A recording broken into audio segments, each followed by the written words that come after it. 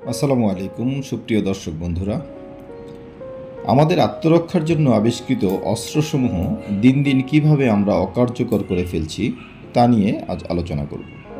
3 পর্বের ধারাবাহিক ভিডিওতে আমি এ বিষয়ে বিস্তারিত তুলে ধরার চেষ্টা করব। মুরব্বীদের মুখে শুনেছি, একটি সাপকে যদি আঘাত করে জীবিত ছেড়ে দেওয়া হয় তবে সেই সাপটি 7 সমুদ্র 13 নদী পাড়ি দিয়ে হলেও আঘাতকারীকে ছোবল দেবেই দেবে। অথচ আমরা জানি সাপের দৃষ্টিশক্তি খুবই কম। সে আঘাতকারীকে ভালো মতো দেখতেই পায় না, তাকে স্মরণ রাখবে কিভাবে? উপরন্তু তার স্মৃতিশক্তিও অনেক কম। তাহলে মুরব্বীদের কথা কি মিথ্যা? না, তাদের কথা মিথ্যা নয়।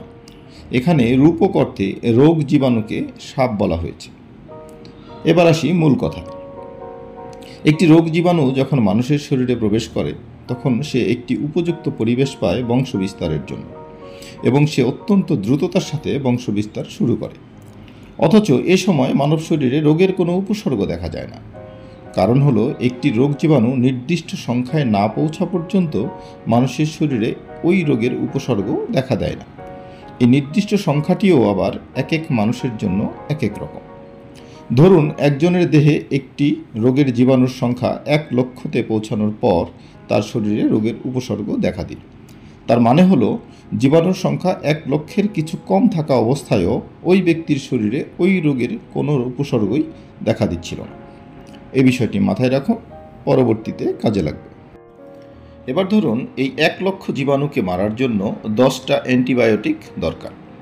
ওই ব্যক্তি সেবন করলো 7টা, জীবাণু মরল ধরুন 70,000, এবং তিনি সুস্থ হয়ে উঠলেন, কারণ ওই ব্যক্তির দেহে জীবাণুর সংখ্যা 1 লক্ষের নিচে নেমে গিয়েছে।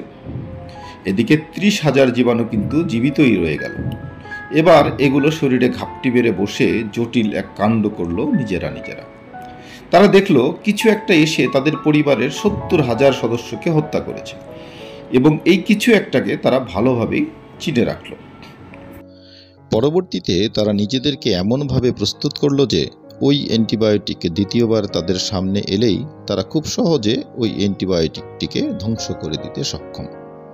মিল পেলেন তো সাপের গল্পের সাথে? আজ এ পর্যন্তই, বাকি আলোচনা হবে পরবর্তী পর্বে।